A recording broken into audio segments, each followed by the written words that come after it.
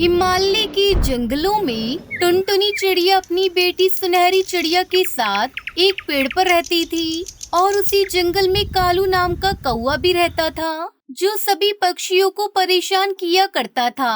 और जंगल में बहुत तेज गर्मी पड़ रही थी। मम्मा मम्मा, बहुत गर्मी लग रही है। बारिश कब होगी मम्मा?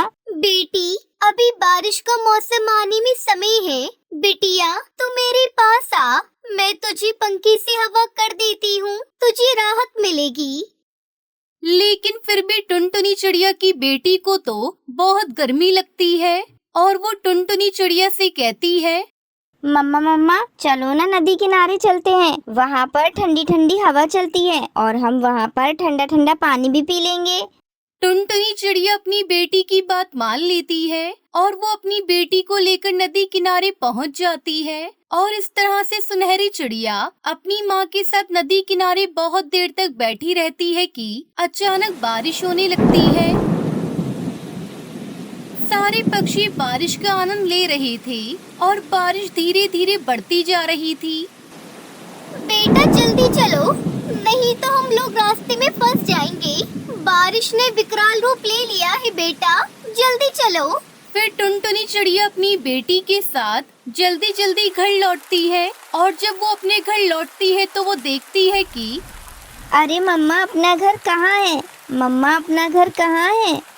बेटा, लगता है बारिश की वजह से अपना घर टूट गया। हे भगवान, ये तूने क्या किया मुझ गरीब के साथ? गर्मी से तो तूने हम सबको बचा लिया, लेकिन मेरा घर तोड़ दिया। तुझको क्या मिला? अब मैं अपनी बेटी को लेकर इतनी तेज बारिश में कहाँ जाऊँ? टुनटुनी चिड़िया बारिश में अपनी बेटी के साथ छिपने की जगह तलाशने लगती है। मम्मा मम्मा, वो देखो बंटी अंकल का घर। चलो मम्मा, हम उनसे मदद मांगते हैं, चलो ना। दोनों माँ बेटी बंटी कबूतर के घोंसले के पास जाती है और उससे कहती है, बंटी भैया, अरे ओ बंटी भैया, दरवाजा खोलो। मैं और मेरी बेटी पानी में भीग रहे हैं। हमारा घर टूट गया है, हमारी मदद करो। अरे क्या है, क्यों परेशान करने आ गए हो? यहाँ कोई मैंने धर्मशाला नहीं खोली है जो मैं सभी पक्षी को घर में आने दूं। जाओ यहाँ से, कहीं और जाकर रहने की जगह तलाशो। पता नहीं कहाँ कहाँ से आ जाती है। टुनटुनी चिड़िया बंटी कबूतर की ये सारी बातें सुनकर वहाँ से अपनी बेटी को लेकर चली जाती है और बहुत देर तक दोनों बारिश में रहने का ठिकाना ढूंढती रहती हैं कि थोड़ी देर बाद उन्हें कुटिया दिखाई देती है। लगता है वो कोई साधु महात्मा की कुटिया है। चलो हम लोग वहाँ चलते हैं, आज रात हम यहीं पर रहेंगे। दोनों माँ बेटी साधु महात्मा की कुटिया पर जाते हैं और वो देखती है कि साधु चील ध्यान में बैठे हैं। वो उनका ध्यान से बाहर आने का इंतजार करती है। क्या हुआ चिड़िया रानी, तुम परेशान लग रही हो? महात्मा जी, हमारा घर मिट्टी का था जो बारिश की वजह से पानी में टूट गया। हम बेघर हो गए। महात्मा जी, किसी ने हमारी मदद भी नहीं की। कोई बात नहीं चिड़िया रानी, तुम बारिश रुकने तक यहाँ रह सकती हो। महात्मा जी, आपकी कुटिया तो लकड़ी की बनी है, पर ये बारिश में क्यों नहीं टूटी? बारिश में तो लकड़ी गल जाती है ना? वो इसलिए बेटा, क्योंकि ये जादुई लकड़ी से बनी है और ये कितनी भी बारिश या फिर तूफान आने पर भी इसका कुछ नहीं बिगड़ेगा। ये लो जादुई लकड़ी, इसे साधारण लकड़ी के साथ मिला देना और फिर अपना घर बनाना, फिर वो भी नहीं टूटेगा।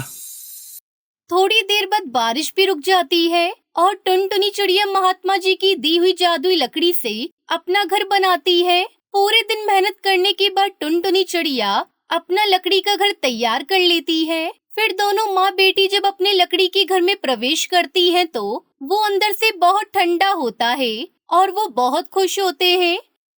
मम्मा, घर तो बहुत ठंडा है, इसमें तो गर्मी भी नहीं लग रही है। वाह मम्मा, महात्मा जी की लकड़ी ने तो कमाल कर दिया। ऐसा घर पूरे जंगल में किसी और का नहीं होगा मम्मा। फिर दोनों माँ बेटी खुशी खुशी उस लकड़ी के घर में रहने लगती हैं। लेकिन उनकी खुशी को उस जंगल में रहने वाले दुष्ट कालू कौवे से देखा नहीं जाता और वो एक दिन मौका पाकर कालू कौवा उनकी लकड़ी के घर पर कब्जा कर लेता है। जब वो दोनों माँ बेटी पानी पीकर नदी किनारे से वापस आती हैं तो वो देखकर हैरान रह जाती है। कालू कौआ उन दोनों से कहता है, और आ गई तुम। मुझे तुम्हारा ही इंतजार था। आज से ये घर मेरा है, तुम ये घर भूल जाओ। कालू जी, बहुत मुश्किल से हमने बरसात के मौसम में ये घर बनाया है। अब हम माँ बेटी कहाँ जाएंगे? ऐसे बरसात के मौसम में हम पर दया करो कालू जी। ये सब मैं नहीं जानता। आज से ये घर मेरा है, बस समझी? चलो अब यहाँ से अपना बोरिया बिस्तर उठाओ और चलती बनाओ। टुनटुनी चिड़िया बेचारी करती भी क्या, वो अपनी बेटी को लेकर फिर से उसी बाबा की कुटिया में जाती है। बाबा जी, हम पर दया करो, हम फिर से बेघर हो गए। बाबा जी, आपकी जादुई लकड़ी से बनाए हुए घर पर उस दुष्ट कालू कौवे ने कब्जा कर लिया है। वो सभी पक्षियों को परेशान भी करता है। बाबा, मैं और मेरी बेटी जान बचाकर आपके पास आए हैं, हमारी मदद करो। अरे चिड़िया बेटा, अब तुमको परेशान होने की कोई जरूरत नहीं है। वो जादुई लकड़ी का घर है। मैं अभी उस घर को वहाँ से यही किसी पेड़ पर जादुई शक्ति से ला देता हूँ, फिर तुम यहीं रहना।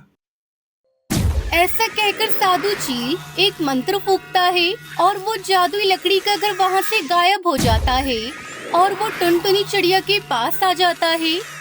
वहीं कालू कौवा खाली पेड़ पर बैठा रह जाता है। टुनटुनी चिड़िया अपना घर देखकर बहुत खुश हो जाती है और साधु चील से कहती है, आपका बहुत बहुत शुक्रिया बाबा, आपने मेरी बहुत मदद की है। जब किसी भी पक्षी ने मेरा साथ नहीं दिया, तब आपने मुझे अपने घर में सर छुपाने की जगह दी। अब ये टुनटुनी चिड़िया आपकी हमेशा एहसानमंद रहेगी। इसमें एहसान की क्या बात है टुनटुनी चिड़िया? हर पक्षी का फर्ज बनता है कि वो दूसरे पक्षी की मदद करे। यही तो एक अच्छे पक्षी की पहचान है। ये सुनकर टुनटुनी चिड़िया अपने लकड़ी के घर में चली जाती है और अपनी बेटी के साथ खुशी खुशी रहने लगती है।